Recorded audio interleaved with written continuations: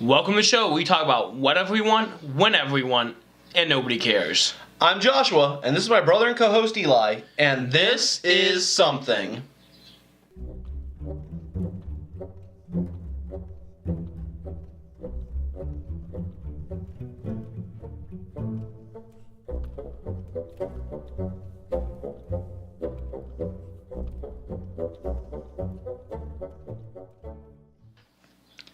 Hey guys, hope you're having a beautiful day, and welcome back to This Is Something.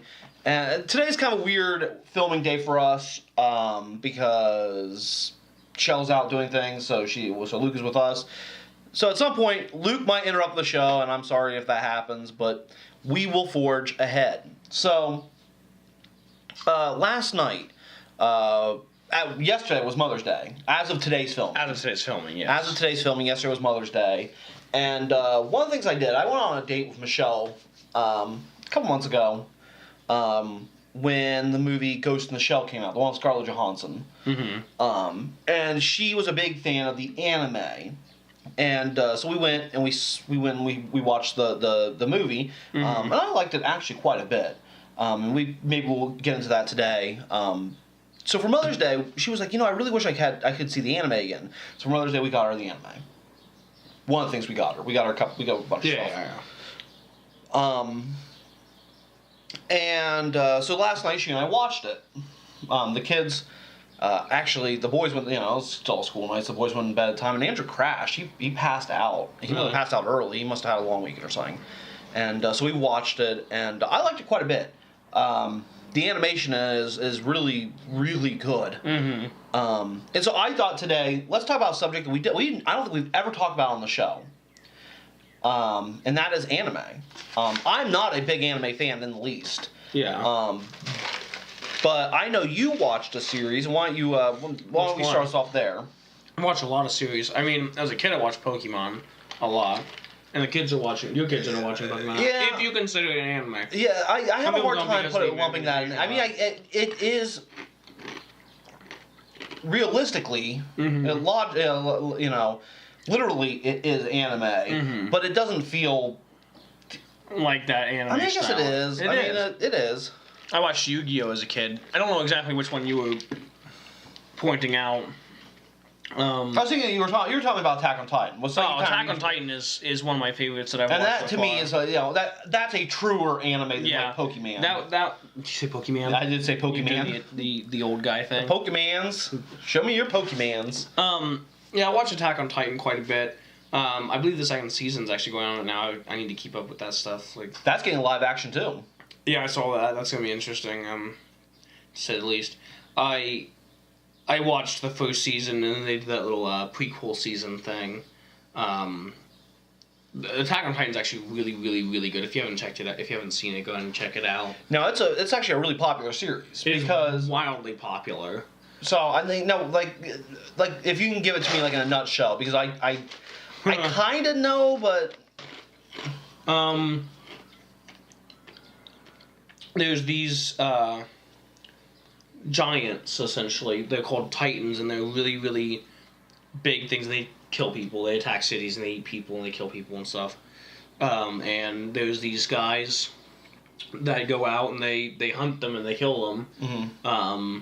And they have special tactics on how they have to do that. And then there's stories about, them attacking city, the main city and all that stuff. So, honestly, unfortunately, I can't really throw out any names because it's been almost 2 years since I've seen it last. But it is very, very good. There's that. If you've ever seen Netflix original, I believe, is Seven Deadly Sins. That one's actually really good too. I've seen that. I have not finished it. I need to finish it. I'm about halfway through what's on Netflix. So that's another really good one. What animes have you seen that you really enjoy? I know you said you don't enjoy a lot of anime. I don't actually. See, that's the thing. I'm not an anime guy, and so I don't watch a lot of anime. But I do appreciate a great deal animation. Mm-hmm. I think there's real value in animation as an art form. And I love. I'm. I'll say it right now, and I have no shame. I love kids cartoons. Yeah. I love kids cartoons. I'll sit and watch kids cartoons. My kids. I'll sit with them, watch cartoons with them. I'll watch. And I think it's mostly because I grew up in an era where I think animation was starting to be taken seriously as an art form. You had things like Batman the Animated Series, where they were taking that, very seriously. It wasn't just like, oh, this is some kids cartoon we can do. We just, screw it. We can just do whatever we want. No, they were taking it very seriously. Like, we're actually going to tell stories. Yeah. We're going to tell real stories, adult stories. One of my favorite renditions of Batman of all time on the screen is Batman Mask of the Phantasm, which is Batman the Animated Series. Yeah. Even things like Animaniacs, Freakazoid, those kind of Animaniacs. Even though it is a kids' cartoon, it very much is very much a product of the Warner Brothers, Looney Tunes, where it's kind of zany and crazy and for kids, but there's a lot of adult stuff in there. And so it was taken very seriously, and so I take animation very seriously. I think that animation should be taken seriously, and truthfully, I should watch more anime. I should give it more of a chance. And it's not that I'm like, oh, I hate anime. I just think I need to find the right ones. I think you'd enjoy Attack on Titan. Like I said, Ghost in the Shell. Got swords on it. The anime was visually stunning. There's whole shots there's two shots that come to mind. I at first thought, like, did they put a picture in there? Did they put like a real picture? Yeah. And then it closed in on it. There are some shots that are super detailed, super artistic, and the frame and the camera will just sit there for 3-4 seconds, long periods of time of just quiet, watching things happen. And that for like standard anime, standard filming, it's 24 frames per second. So every second that's happening is 24 frames. And you're going on now nearly 100 frames. 100 frames of this same image, of the same highly detailed. And it's pretty astounding, actually. And so the movie visually I think it's a visually stunning movie. You mean show? Show. No, movie. Ghost of the Shell was a movie. The movie is a live action. No. Ghost in the Shell was a movie, 1995. Oh, okay. I thought it was a show. I do believe it's a show as well, but I think it started as a movie, and then the movie got a show. See, I've never actually seen any Ghost of the Shell. I didn't see the recent live action. I haven't seen the movie. I haven't seen it. I know very little, but I know what the premise is. But that's right. I had heard somebody I like the movie quite a bit, and I heard a movie reviewer say, oh, it's just an ugly-looking Blade Runner.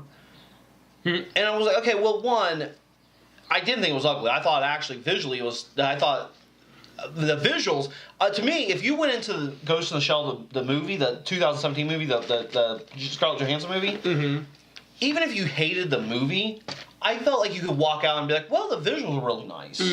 Like, even if you hated everything else, you could be like, well, the visuals were very, very nice. Rogue One. Oh, wait, just I actually really liked Rogue One, but that's for another time. And you got me off track now. You're talking about the visuals. The visuals are very nice. And my thing was this. They said, it's they said it's an ugly Blade Runner. Well, it's not ugly. And, saying it's Blade Runner... Scarlett Johansson's in it. It can't be ugly. Calling it Blade Runner that's not fair. Because Blade Runner was not the first person to come along with the idea of, like, what does it mean to be human? What does it mean to be... machine? What is it? Where do we draw a line between technology and humanity? Like those are not old concepts. You can go back as far as Plato. Like the ideas from like the Matrix. You get those ideas of like maybe like even Plato had wrote a text on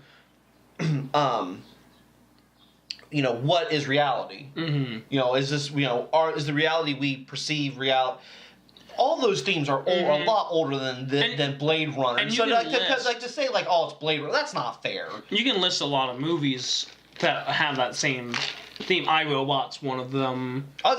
Chappie, which is very similar to iRobot. Chappie, you can say the same thing. I mean, right. The question is, where is the line between human and not, and reality versus not? Well, that's what I'm saying. That's an old theme. Yeah. That's an old theme. And so to call out one movie, Blade Runner, which is an excellent movie, and I would even go so far as to say that Blade Runner aesthetically is very anime in its aesthetics. Yeah. Even though it's a live action film and it kind of precedes what we know of anime today. I just don't think that's fair. But I'll tell you an anime that's on Yu-Gi-Oh! Yu-Gi-Oh! Yes. Digimon. No, but in that vein, what is it? The big robot thing. Yeah, Voltron. Netflix teamed up with DreamWorks, and it's on Netflix right now. It's Voltron, Defender of the Universe. The kids have been watching that, and honestly, I really enjoy that. And I think that if you're just wondering, kind of maybe taking your first baby steps into the anime world, that's a good place to start. Because it's very American yet. The action is superb. I mean, the action is really amazing. I think they do a very, very good job. So I've enjoyed that quite a bit.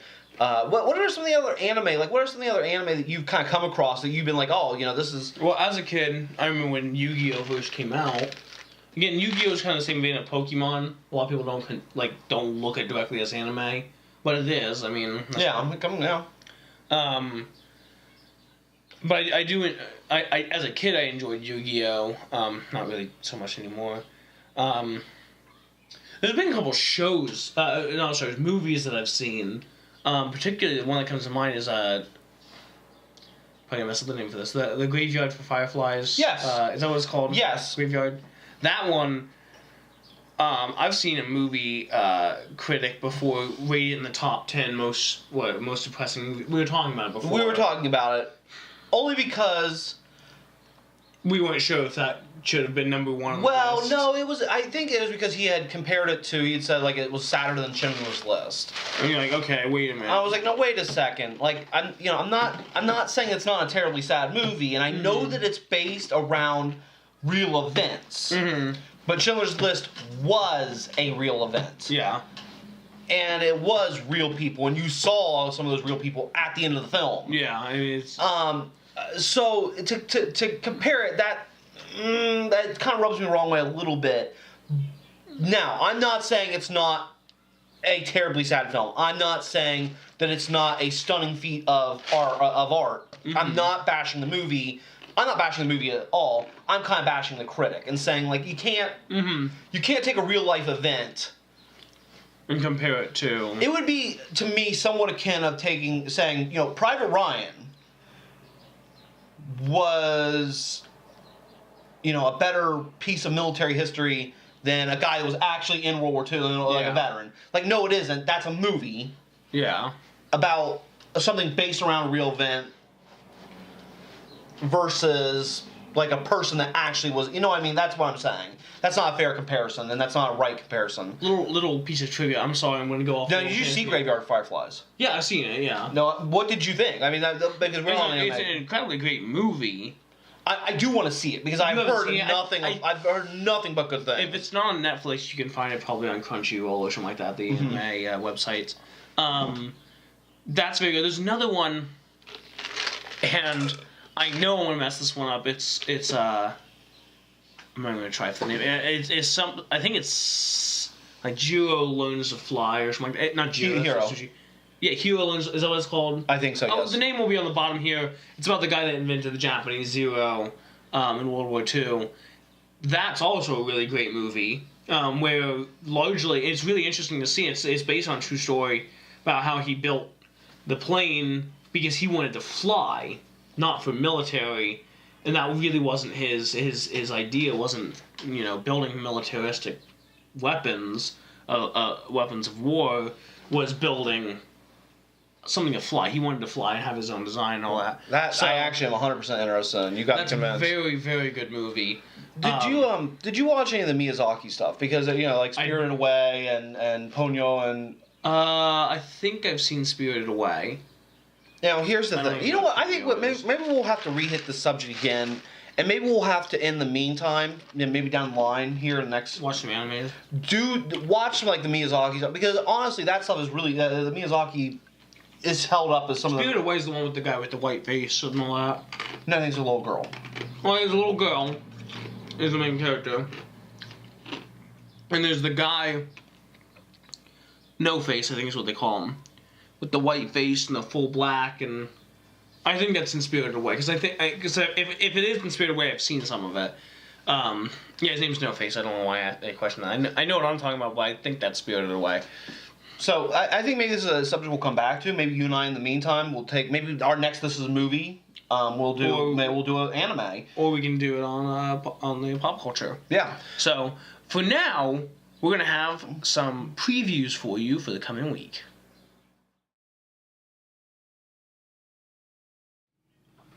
More day drinking on the list? Yeah, more day drinking on the list. That's actually pretty good. Yeah, I like it quite a bit. It's a nice... Josh, just so you know, next week on Wednesday, we are going to be filming live on Facebook at 6 to 7 p.m. And that's when? Wednesday. At 6 to 7 p.m. Eastern Time. And it's at where? This is something pod.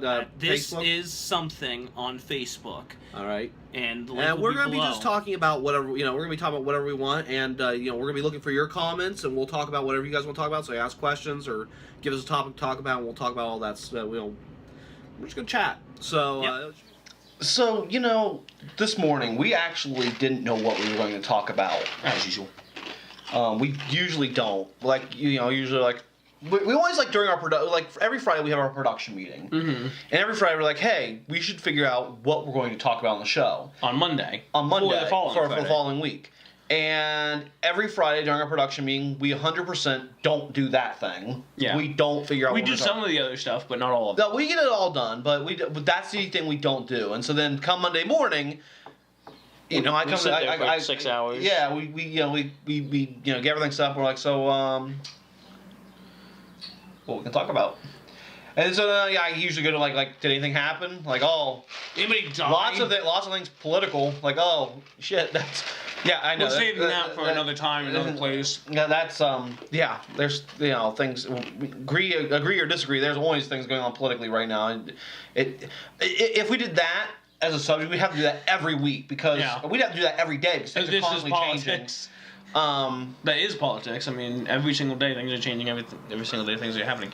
But not to get off subject. Well, actually, that puts us entirely on subject. Yeah. And that is that we have a tendency to procrastinate sometimes. I think most people actually have a tendency to procrastinate. Welcome to the United States of America. I'll tell you what I'm doing right now is I've got to get some dental work done. I have some I went to dentist. I got a few things done, but I still have some stuff to get accomplished. Which, one, I hate the dentist, but I'm psychologically in a place I'm ready to do it again. Yeah. But it's not that I don't want to take the time. Well, it's more absent-mindedness and procrastination than anything else. Mm-hmm. I need to call the dentist. I need to get done. So, that's procrastination for what do you do? What do you what have you procrastinated on? Things that you had to get done. And I went to school for 16 years of my life. I did preschool for 17 years. I did preschool for 2 years. I did kindergarten. I did K through 12. I did 2 years of college, one at Bowling Green and another at Daymar, and just like most people that went to school. I was gonna say you mean I'm saying that's more recent for me than it is for you. Procrastination is a big thing that happens a lot. Mm-hmm. There's a Is that mellow apple? Mm-hmm. Apple pie. Mellow apple pie. Yeah. If you haven't seen that video, go check it out. It's on there. For pipe tobacco review. But not to procrastinate further. I mean, I went through high school and all that. I procrastinated a lot on a lot of things that I probably shouldn't have. Well, okay, so give us like something like. So they have a good procrastination story, like time you like My senior year, I was actually out of school for 2 weeks when I was pretty much staying up in Columbus, pretty heavily getting diagnosed with a heart condition. I was just pretty much living with my mom and my aunt at my aunt's house up in Columbus. She actually worked for the cardiologist I was with at the time. My aunt did. Our aunt, I should say, Aunt Karen. But the work that I missed at school, particularly in astronomy, which was a great class. A lot of interesting stuff we talked about there. A lot of variable things. But specifically in astronomy, they did a lot during those 2 weeks. Mm-hmm. So they pack in a lot in that 1 year for astronomy. Oh man, they pack in a lot because I took astronomy too. Now you could have your doctorate in astronomy after finishing that class with yeah, because our school does have a small planetarium. It's not small. It's just a decent sized planetarium. It's small. I mean, it's no get 300 people in there. It's Oh yeah, I know. It's you can pack in maybe 50 people. You can maybe pack in 50, but we do have a small planetarium, and there was an astronomy class that's taught. Like, how did that even? I wonder how that even came to be. Like the school was just like, hey, you know what we think we need? A planetarium. I think it was the money was donated. There's an article hanging in the planetarium there about it being added. The money was donated, I believe. Really? Okay. Yeah. So that's how then it got. Well, also OU uses it as well, so they might have put money towards it. Ohio University Lancaster camp is right next door to the high school. Right. Pretty essentially, I mean, there's a couple fields between them, but they're neighbors, and they use it as well. I also did astronomy my senior year, and the reason I did is because I need some credits yet, and they were like, hey, this class is really easy. All you have to do is take notes in the dark and sleep. And I was like, yeah, take notes in the dark. I'm 100% on board with that. Now, my astronomy class was first period. Mine was too. We had the same teacher too, Mr. Smith. Yep. Well, he's the only one that teaches the astronomy. Well, he's leaving now. Oh, wow. So, here's the deal. You roll in, you're a senior in high school. You're 17, 18. You roll into school early, so it's 7:38 in the morning. So and the first thing they do is flip off the lights. You're sitting on a couch. Yeah, they're essentially couches. Yeah. They're like semicircular couches all around. Kind of lean back so that so it's a little more comfortable to look up. And they put up the stars. You don't stand a chance in hell of staying awake. Nope. And I cannot tell you how many times I dozed off in that class. I think he said I think Mr. Smith said there's actually failure rates for the class. You see them decrease as it gets later because there's only three periods a day they do it. It's first, second, and third period. Mm-hmm. And he said later in the class, he's like the third period has a better chance of passing than the first period and second periods do. So on top of the hurdle of falling asleep in the morning, yeah, it's not just take notes in the effing dark. Mm-hmm. It's understand. I remember getting a paper for a test. And it was this huge, complicated equation. It was like solve the mass of Venus, and I was like, "You've got to be kidding me! Solve the mass of Venus? Are you kidding me?" Yep. So, but long story short, going back to procrastination, which we're doing right now, not finishing that story. I missed 2 weeks of school. Plus some extra days outside of that. That year was really bad for me. I missed a total of 22 days of school. Wow. But, as I was saying, part of that was what I was in Columbus, but what I had missed specifically in astronomy, I could not catch up on. And he didn't have time in class. Like, you don't get free time really in astronomy. Right. Every single day there's something new. So you're coming in, you're like, oh my god, I need to catch up.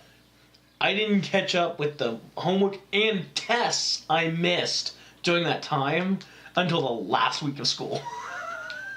That's my procrastination story. I did not catch up on the tests and stuff until the very last week of school. When I was in college, we did. I had a class that was. It